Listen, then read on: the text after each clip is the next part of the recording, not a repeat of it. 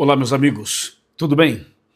Bom, hoje nós vamos tratar de um assunto bem atual e eu preciso que você preste muita atenção aqui no vídeo de hoje, tá bom? Hoje o nosso Chega Mais Perto vai ser, assim, uma meditação diferente, porque vamos falar sobre as tensões que estão acontecendo hoje no mundo inteiro e de forma bem específica entre Israel, Hamas e também Irã agora, e também Rússia e Ucrânia. Mas também vamos abordar um pouco mais sobre essas tensões, sobre esses conflitos, sobre o grande conflito entre o bem e o mal. Prepare o seu coração, pegue a sua Bíblia, a minha já está bem aqui.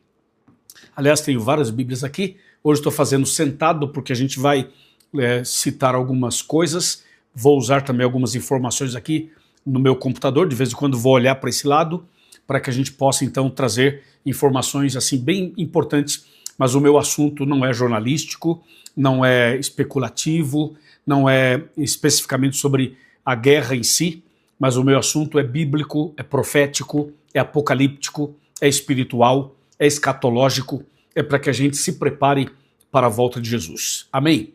Muito bem, então a gente vai fazer o seguinte, nós vamos começar lendo um texto que é bastante importante, que está em Apocalipse, capítulo 12, versículo 7. Olha esse texto de Apocalipse, capítulo 12, melhor dizendo, versículo 7. Diz assim: houve guerra no céu. Outras versões dizem, houve peleja, houve batalha no céu. Miguel e os seus anjos pelejaram contra o dragão e também pelejaram o dragão e os seus anjos. Até aqui. Esse texto fala de uma guerra, de uma batalha, de um conflito, de uma peleja que teve no céu. Essa é uma história relativamente conhecida, você que me acompanha aqui já conhece bem esse assunto. Foi o início do grande conflito lá no céu. Lúcifer de um lado, tentando e se rebelando contra Deus e tentando ocupar o lugar de Cristo. A história é conhecida, você sabe que Lúcifer ele se rebelou de uma maneira muito impressionante, e ele contaminou os anjos, e depois de Deus fazer de tudo para que isso pudesse mudar, não havendo então arrependimento, não havendo mudança, Deus então expulsou Lúcifer do céu e com ele os anjos caídos que se posicionaram do lado dele, que caíram junto com ele. Então foi Lúcifer e 1/3 dos anjos Deus expulsa do céu. Quando Deus expulsa do céu o inimigo e os anjos maus, então o inimigo aqui na terra ele vai tentar Adão e Eva.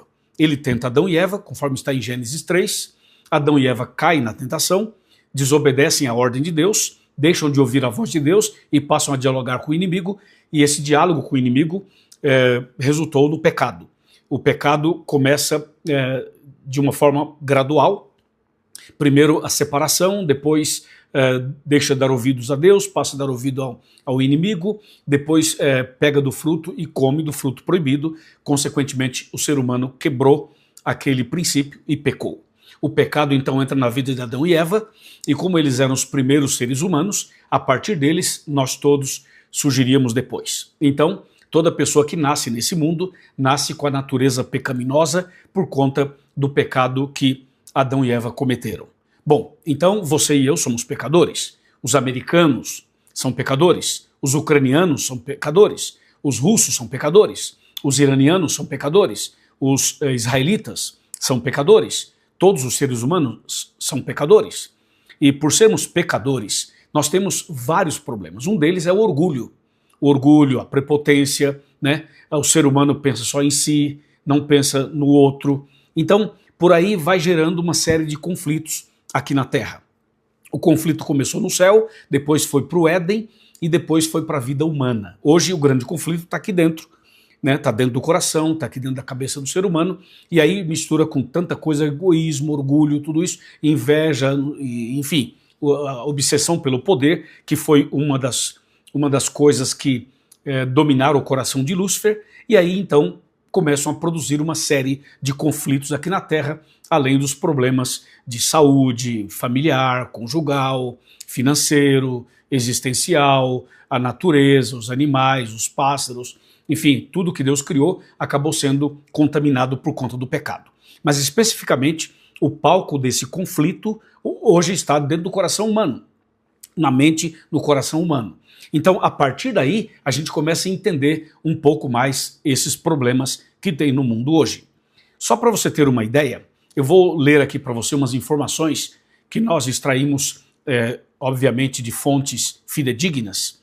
E essas informações é para você ter uma ideia. Por exemplo, atualmente existem mais de 50 conflitos armados em todo o mundo. Veja, mais de 50 conflitos armados em todo o mundo, incluindo guerras em grande escala, como a guerra entre Israel e Irã, que ainda não é declarado como guerra, mas um conflito, mas também a guerra entre Israel e Hamas, e também a invasão russa à Ucrânia, e conflitos civis no Iêmen, Mianmar, Síria e por aí vai. Alguns desses conflitos são considerados guerras, né? Outros ainda não são considerados guerras, mas simplesmente conflitos. Outros são conflitos armados, não internacionais, alguns são regionais, outros são nacionais e por aí vai. Envolvem grupos armados e até mesmo governos. Agora, pasme com essa informação.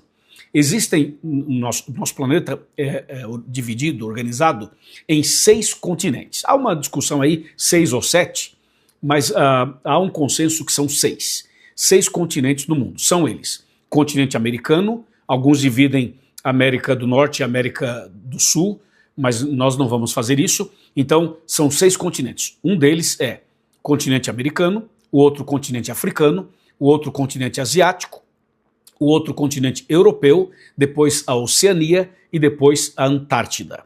Então, são 6 continentes. Agora, escuta isso. Dos 6 continentes, existem guerras e conflitos em diversos deles.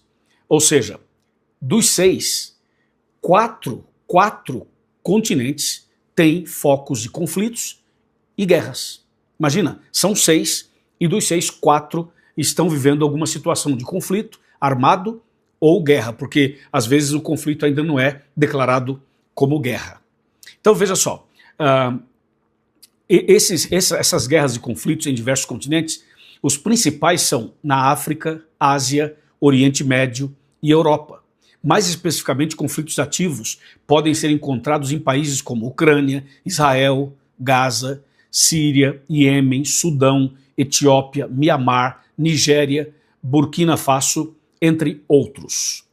E vejam agora os continentes que têm conflitos ativos: continente africano, continente asiático, Oriente Médio, Europa e também nas Américas. Ou seja, você percebe que há uma tensão mundial, há uma tensão no mundo. Eu estou falando de conflitos armados, estou falando de guerras, mas eu não estou ainda falando de outros problemas que existem dentro do coração humano e nas famílias e no mundo político e por aí vai. E no fundo, é uma mistura, né? É uma mistura de tudo isso que causa todas estas situações. Agora, preste atenção numa coisa. A primeira guerra que aconteceu no céu foi entre o bem e o mal, Deus e o diabo, certo? Essa mesma situação, ela continua hoje aqui na Terra, porque a gente não vê, mas existe um grande conflito no mundo espiritual que a gente não vê. O que a gente vê acontecendo no dia a dia são justamente algumas dessas reações que a gente pode contemplar do conflito do mundo espiritual. Entendeu ou não? Ou seja, o inimigo está tentando de alguma maneira afastar o ser humano de Deus e tirar o ser humano do céu. E Deus está lutando para alcançar o seu coração e o meu para nos salvar. Então há um conflito no mundo espiritual, entendeu? E sabe quando que essa guerra, esse conflito no mundo espiritual vai acabar? Somente na volta de Cristo e depois do milênio. Porque na volta de Cristo, Jesus coloca um ponto final em tudo isso e depois do milênio ele vai eliminar o mal, queimando o mal com fogo e enxofre, como diz Malaquias 4, como diz Apocalipse 20 e Apocalipse 21. Agora vem uma pergunta muito curiosa. Por que existem guerras, rumores de guerras e conflitos no mundo hoje? Por exemplo, esse conflito entre Israel e Irã com a possibilidade da entrada dos Estados Unidos, a guerra entre Israel e Hamas, a guerra entre Rússia e Ucrânia e outras guerras que eu mencionei agora há pouco. Por que existem essas guerras, esses conflitos, essas tensões, esses rumores de guerras? Eu vou te mostrar um texto na Bíblia que responde essa pergunta.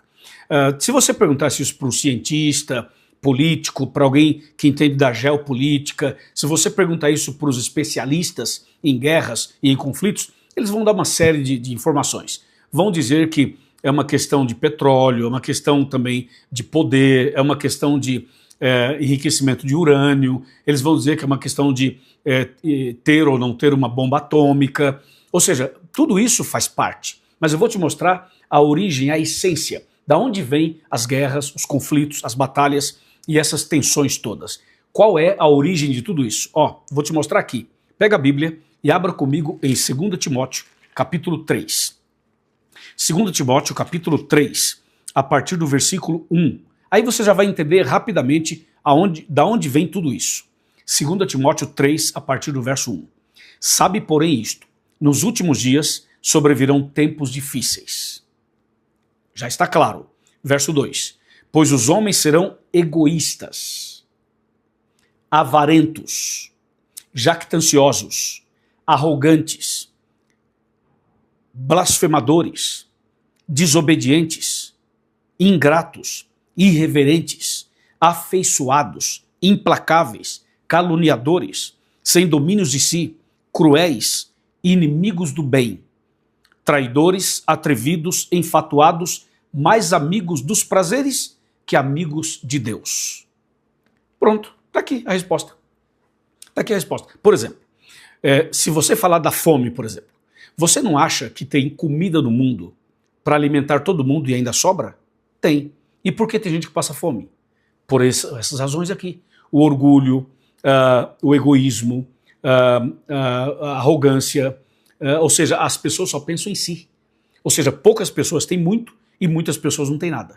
Agora, se você vai para a questão de terras, por exemplo, quantas terras? Esse planeta é enorme, tem lugar para todo mundo. Mas pode perceber, a maioria não tem onde morar. Não tem uma terra, não tem uma casa, não tem. Tem que viver mendigando e sofrendo. E quantas pessoas moram na rua, embaixo da ponte, em barracos de papelão, de madeira. Isso acontece no mundo inteiro. Então, o que acontece? É o egoísmo. É como diz o texto bíblico, os homens serão egoístas, avarentos, jactanciosos, arrogantes, blasfemadores, entendeu ou não? E a questão da guerra, a mesma coisa. Veja, cada um que inicia a guerra, tem a ação e a reação, tem os seus interesses. Os interesses que estão totalmente dominados por orgulho, egoísmo, como diz o texto bíblico. As pessoas são egoístas, avarentas, arrogantes, blasfemadoras, desobedientes. Esse é o problema, ou seja, é o pecado que tem dentro de nós. Se houvesse uma visão divina de Deus corretamente no coração dos líderes mundiais, não haveria guerra, não haveria esse conflito, esses conflitos todos, não haveria nada disso. As coisas seriam diferentes. Mas por que tem isso? Porque as pessoas não têm Deus no coração. Uma coisa é você ser de uma religião. Uma coisa é você ter uma visão religiosa, ok? Outra coisa é você praticar os princípios do Evangelho. São coisas diferentes. Então você percebe hoje que essas guerras todas envolvem países que são religiosos, de uma religião ou de outra. Então a questão é o seguinte, ser de uma religião não significa muita coisa e não resolve o problema. O problema está, aliás, o que resolve o problema é a prática dos princípios da palavra de Deus. Isso sim faz toda a diferença. Por isso é que eu citei 2 Timóteo 3, para mostrar que existem guerras por causa do egoísmo, do orgulho, da avareza, do poder. O ser humano quer isso. Entendeu ou não? Esse é o assunto. E tem mais. Para finalizar o vídeo, para não ficar muito longo, né? Já passei até do tempo normal que geralmente eu faço aqui. Olha só, a Bíblia fala de paz? Fala de paz. Agora, olha como é uma coisa maluca, uma coisa estranha que acontece no mundo. A Bíblia fala de paz. Se você pegar, por exemplo, Mateus 10, do verso 34 a 36, sabe o que Jesus fala? Olha o que eu vou ler para você. Mateus 10, olha isso. Mateus 10, do verso 34 em diante. Anota aí no seu celular, ou na sua agenda, ou na sua Bíblia, onde você achar melhor. Mateus 10, verso 34 fala assim: não penseis que vim trazer a paz à terra. Não vim trazer paz, mas a espada. Então veja que o texto fala assim, não vim trazer paz à terra, mas a espada. Opa, então Deus é contra a paz? Não. Quer ver uma coisa? Vamos para outro texto, João 14, 27. Olha isso, João 14, 27. Fala assim, ó. Deixo-vos a paz, a minha paz vos dou, não vou lá dou como o mundo a dá, não se turbe o vosso coração, nem se atemorize. Viu? Não é maravilhoso? Então Deus é a favor da paz? É. Então você pega um texto, parece que Deus está contra a paz. Pega o outro, ele é a favor da paz. Vamos lá. Quando Mateus 10, 34 fala assim, não vim trazer a paz, não vim trazer paz para a terra. Deus está falando da paz externa, da paz externa. Quando ele fala assim em João 14, deixo-vos a paz, é a paz interna. Então a paz de coração, a paz aqui dentro, a paz de espírito, é uma promessa de Deus para quem tem Jesus no coração. Por que é para quem tem Jesus no coração? Por causa de Isaías 9,6. Isaías 9,6 fala assim, que Jesus é o príncipe da paz. Então não há paz verdadeira sem Jesus. Pegou? Veja, não há paz verdadeira sem Jesus. Se não tem Jesus, não tem paz genuína, verdadeira. Ok? Então quando Jesus fala assim, deixo-vos a paz, é a paz interna, é a paz do coração. Quem tem Jesus tem paz no meio da tempestade, tem paz no meio da guerra, tem paz no meio do conflito. Essa paz do coração, ela só vem com Jesus no coração. Amém? Isso que está em João 14, 27. Agora, Mateus 10, 34 fala assim, não vim trazer paz à terra. Por quê? Porque o ser humano, falando da terra, o ser humano busca a paz jogando bomba, busca a paz mandando um míssil, busca a paz matando pessoas. A paz não se alcança negociando politicamente. A paz verdadeira não se alcança fazendo concessões, alianças. Não, a paz verdadeira não nasce na disputa pelo petróleo, não nasce na disputa por território. A paz verdadeira não é assim. Ó, eu te dou essa terra aqui, te dou uma parte dessa terra, essa outra aqui é minha, aí fechamos a paz. Isso não é paz. É um acordo, é uma pseudo-paz, mas isso não vai permanecer. Por quê? Porque o ser humano é egoísta, o problema está aqui dentro. Como eu li em 2 Timóteo, o problema está no coração do ser humano. Aí está o problema. Então, quer resolver o problema de uma vez por todas? Tem que mudar o coração do ser humano. Como diz Ezequiel 36, 25 a 27. Quer mudar o problema, resolver o problema? Tem que mudar o coração do ser humano. Caso contrário, o problema não será resolvido. Entendeu ou não? Por isso, eu queria destacar a paz externa e a paz interna. A paz interna, Jesus prometeu. A paz externa, não. Por quê? Porque a paz externa, ela não é possível sem Jesus.